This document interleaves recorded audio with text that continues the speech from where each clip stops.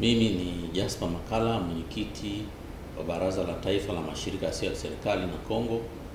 Pia ni mkurugenzi mtendaji wa shirika la Mpingo lililoko hapa wilaya ya Kilwa.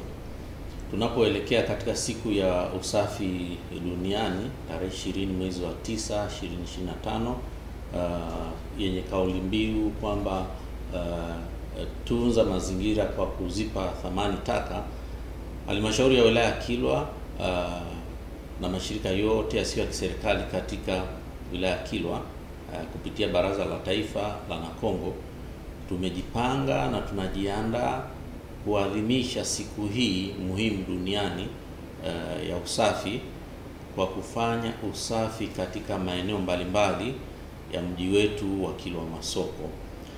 Tutaanzia maeneo ya sokoni, stendi kuu ya Kilwa Masoko, maeneo ya taasisi mbalimbali.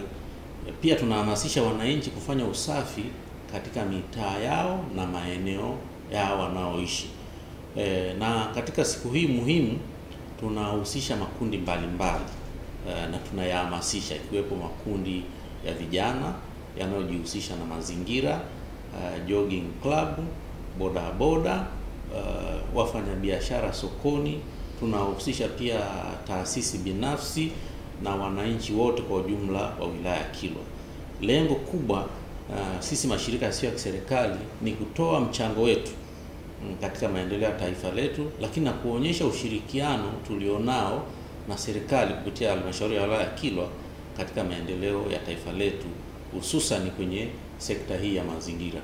Kwa hiyo tunawakaribisha sana watu wajitokeze kwa wingi, wananchi, wafanyabiashara, mashirika yasiyo ya kiserikali, watumishi wa umma na watu wote tujitokeze kwa wingi katika siku hii muhimu, tuweze kushirikiana pamoja katika kuhifadhi mazingira yetu kwa kufanya usafi. Asanteni sana na karibuni sana.